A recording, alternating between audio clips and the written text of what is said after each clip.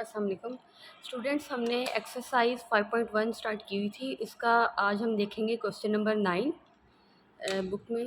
तो देखिएगा, ये हमारे पास क्वेश्चन नंबर 9 है। प्रूव डैट, हमने ये प्रूव करना है। अगर आप इसकी ब्रैकेट्स पे गौर करें तो ये हमारे पास स्ट्रेट ब्रैकेट्स है। इट मीन्स डिटर्मिनेंट हमने इसका फाइंड आउट करना है और वो इसके इक्वल लेकर आने हैं। ठीक है, तो ये मेरे पास है क्वेश्चन नंबर 9। इसको देखते हैं कैसे सोल्व करेंगे।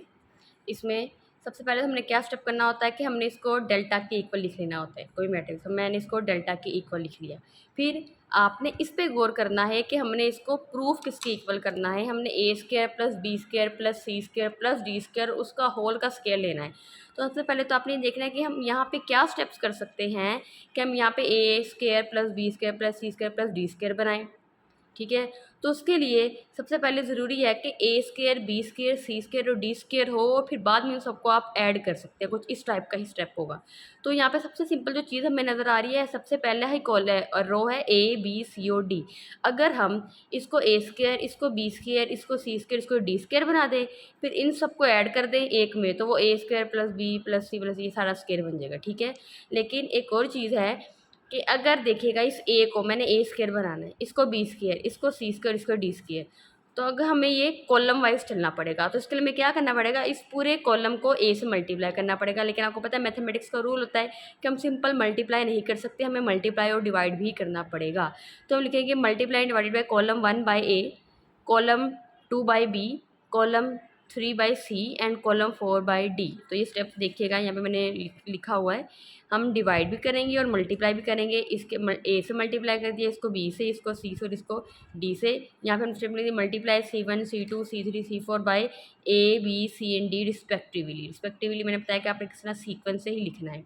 ठीक है, उसके बाद क्या स्टेप होगा, हम ऐसा करेंगे कॉलम 2 कॉलम 3 और कॉलम 4 को ऐड करेंगे, मतलब B square plus C square plus D square बन जाएगा। ऐड करने के बाद इसको कॉलम 1 में ऐड कर देंगे तो आपके पास आ जाएगा ए स्क्वायर। ठीक है, ये मैंने सिर्फ आपको पहले वाला बताया। तो अगर हम देखें साथ के साथ ही यहाँ पे हम जैसे मैंने बोला ना कॉलम 2, मैंने सिर्फ रो 1 का करके यहाँ पे बताया है। अगर हम इसको कॉलम 2 कॉलम 3 कॉलम 4 को देखना, अगर हम सेकंड रो को भी देखें, ये देखिएगा यहाँ पे हमारे पास एलिमेंट्स है। मैं यहाँ पे लिखती हूँ एलिमेंट्स हमारे पास, जैसे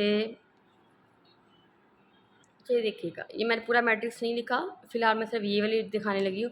हमने स्टेप क्या किया है, C1 में ऐड करेंगे C2 C3 और C4 को आपस में ऐड करने के बाद, मतलब कॉलम 2 कॉलम 3 कॉलम 4। अगर मैं इसको देखूं, हमने क्या करना है, column AB minus CD plus CD, column 2 column 3 column 4 इनको ऐड किया, और ऐड करने के बाद जो आंसर बनेगा उसको हमने कॉलम 1 में ऐड कर देना, मतलब माइनस AB। तो देखिएगा ये plus AB minus CD plus CD cancel.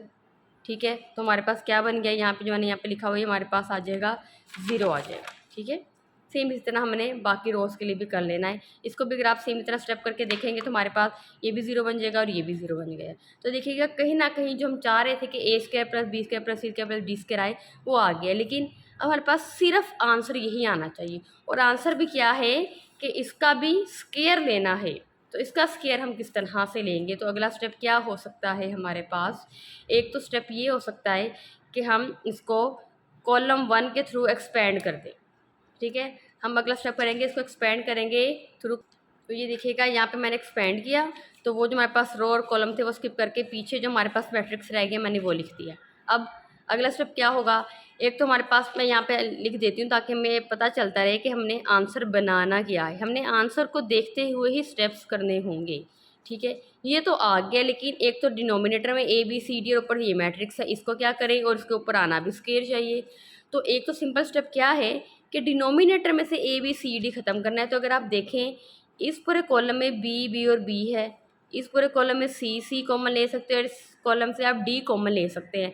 आपने क्या करना है, यहाँ पे स्टेप लिखेंगे taking B C and D common from C1 C2 and C3। आपने इन तीनों में से बी सी और डी कॉमन ले लिया, ये आ गया, और बाकी हमारे पास ये रह गया। तो ये बी सी डी और बी सी डी कैंसिल हो जाएगा, तो हमारे पास ये डिनोमीटर में ए रह गया और पीछे यहाँ पे ये मैट्रिक्स रह गया। तो आगे आगे क्या होगा, ये थोड़ा सा सिंपल हो गया है। अब हम क्या कर सकते हैं, इसको अगर हम एक्सपेंड कर दें, इसका डिटर्मिनेंट ले लें। अब आप इसका रो वाइज भी एक्सपेंड कर सकते हैं, आप इसको कॉलम वाइज भी कर सकते हैं, जिस तरह हम मर्जी कर ले। तो हम सिंपल जैसे रो वाइज नॉर्मली लेते होते हैं, एक्सपेंड करेंगे रो 1। तो क्या करेंगे, पहला एलिमेंट ठीक है, पहला एलिमेंट, ये कॉलम ये रो स्किप करके जो एलिमेंट्स रह जाते हैं उनको मल्टीप्लाई करेंगे, मतलब ए स्क्वायर आ गया माइनस फार्मूले का, और जब बी और माइनस बी मल्टीप्लाई होगा तो माइनस बी स्क्वायर होगा, तो फार्मूले का माइनस और ये वाला माइनस प्लस हो जाएगा। फिर प्लस मैंने जैसे बताया हुआ है प्लस माइनस प्लस, तो यहाँ पे माइनस होगा और इसके साथ भी माइनस है तो वो माइनस माइनस प्लस डी आ जाएगा। तो अब डी जिस कॉलम में जिस रो में स्किप करके इन दोनों को मल्टीप्लाई करेंगे, ए डी माइनस का साइन क्या आ जाएगा बी सी। ठीक है, ये आ गया। सेम इतना आपने इसको भी कर लेना है। अब आपने सिंपल बस इनको प्लस माइनस करते रहना है, ए को उसका मल्टीप्लाई करेंगे हमारे पास सारी टर्म्स आ जाएंगी। तो देखिएगा ये जो डिनोमिनेटर में है ना, एक तो इसको ख़त्म करना है और एक तो इसका स्केयर आना चाहिए। तो डिनोमिनेटर में ख़त्म करने से पहले ये plus B C D minus C D cancel करेंगे तो पीछे हमारे पास ये वाली टर्म्स रह जाएंगी। फिर हम क्या करेंगे, इसमें से एक कॉमन ले लेंगे, तो यहाँ पे ए स्केयर बी स्केयर सी स्केयर और डी स्केयर रह गया। तो ये वाला ए और ये वाला ए कैंसिल, ये भी सेम टर्म है ये भी सेम टर्म है, तो इसका हमारे पास स्केयर आ जाएगा और यही हमने आंसर लेकर आना था। तो ये हमारा क्वेश्चन नंबर 9 जो है वो कंप्लीट हो गया है। अच्छा, तो अगर आप देखें क्वेश्चन नंबर 9 मैंने आपको करवाया है 10 का फर्स्ट और सेकंड पार्ट। ठीक है, अब ये इसी से मिलते जुलते अब आपने ये कर लेनी है। उसके बाद हम ज़रा आते हैं यहाँ पे इस टाइप के क्वेश्चन ज़रा देखते हैं। क्वेश्चन नंबर 12 की तरफ आते हैं। इसमें आपने क्या शो करना है, इसको आपने alpha minus beta, beta minus gamma, gamma minus alpha के इक्वल लेकर आना है। तो ये रहा हमारे पास क्वेश्चन नंबर 12। ठीक है, कैसे करेंगे, सबसे पहले वही चीज़ हमने क्या करना होता है, लेट कर लेना होता है इसको किसी ना किसी मैट्रिक्स की इक्वल, डेल्टा ले ले, ए ले, जिसे मर्जी इक्वल ले ले, लिख लिया। अब फिर से वही चीज़ आपने राइट हैंड साइड पे गौर करना है कि हमने आखिर बनाना क्या है। ये चीज़ लेकर आनी है, alpha minus beta, beta minus gamma and gamma minus alpha, ये लेकर आना है। तो ये कैसे आ सकता है, जैसे अल्फ़ा बीटा गैमा, अगर अल्फ़ा की जगह अल्फ़ा माइनस बीटा, इसी जगह बीटा माइनस गैमा या गैमा माइनस अल्फ़ा, दो चीज़ एट ए टाइम आ सकती हैं। तो अल्फ़ा माइनस गैमा और बीटा माइनस, ऐसा हो सकता है कि हम कॉलम 1 में से कॉलम 3 माइनस कर दें और कॉलम 2 में से भी कॉलम 3 माइनस कर दें। ठीक है, तो क्या हो जाएगा, हम ये स्टेप कर लेते हैं, C1 minus C3 and C2 minus C3। जब 1 में से 1 माइनस हुआ 0, फिर इसमें से भी कॉलम 3 माइनस करेंगे 0 कॉलम, क्योंकि अब हम एट अ टाइम इनमें से कॉलम 3 को माइनस कर रहे हैं तो कॉलम 3 एज इट इज़ ही लिखा रहने देंगे। हम चेंजिंग्स किस में कर रहे हैं, कॉलम 1 में और कॉलम 2 में। कॉलम 3 में चेंजिंग्स नहीं हो रही, कॉलम 3 बल्कि हम माइनस करें इसमें, तो कॉलम 3 इसी तरह ही लिखा रहने देना है आपने। ठीक है, कॉलम 1 और कॉलम 2 बदलेगा। तो इसमें क्या होगा, आपने अल्फ़ा इसमें से भी कॉलम 3 माइनस कर दिया, अल्फ़ा माइनस गैमा और बीटा माइनस गैमा, ये इसी तरह रहेगी। इसमें भी beta gamma minus gamma alpha, तो यहाँ पे हमने beta gamma minus alpha beta, तो अगर स्टेप किया मैंने डायरेक्ट स्टेप कर दिया, बीटा साथ में कॉमन भी ले लिया, इसमें से इसको माइनस करेंगे तो हमारे पास अल्फ़ा कॉमन आ रहा है। ठीक है, ये स्टेप हो गया। तो कहीं ना कहीं ये वाली टर्म्स थोड़ी बहुत बन गई हैं। अच्छा, आगे अब देखिएगा ये 0 और ये 0 बन गया, तो हम एक्सपैंड इजीली कर सकते हैं, रो 1 के थ्रू एक्सपैंड करेंगे, प्लस माइनस प्लस, तो यहीं लिखने का फ़ायदा नहीं, हम आखिरी 1 ही लिखेंगे। ये जिस कॉलम और जिस रो में स्किप करके पीछे जो मैट्रिक्स रह जाएगा हम सिर्फ वही लिख देंगे। तो ये मैंने मैट्रिक्स लिख दिया।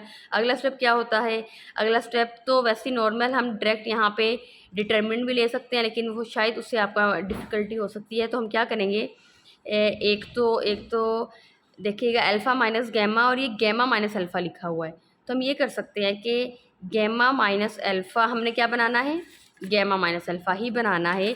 तो हम यहाँ पे अल्फ़ा माइनस गैमा है, तो इसमें से अगर मैं अल्फ़ा माइनस गैमा से माइनस कॉमन ले लूँ तो मेरे पास बन जाएगा गैमा माइनस अल्फ़ा। ठीक है, तो हम लिखेंगे कि हम कॉलम 1 में से गैमा माइनस अल्फ़ा कॉमन ले लेंगे।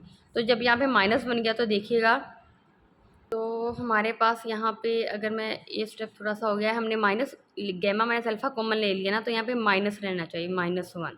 ठीक है, और यहाँ पे प्लस भी जाएगा। सेम इससे ना इसमें से हम बीटा माइनस गैमा को चाह रहे हैं, तो यहाँ पे गैमा माइनस आए, फिर हम माइनस कॉमन लें तो हमारे पास आ जाएगा बीटा माइनस गैमा।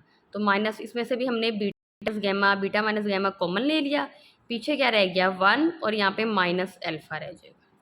तो आगे क्या करेंगे, इनका डिटर्मिनेंट लेंगे, इन दोनों को मल्टीप्लाई करेंगे, अल्फ़ा और माइनस बीटा, तो alpha minus beta, gamma minus alpha and beta minus gamma, और यही हमने बनाना था और ये हमारा आंसर आ गया।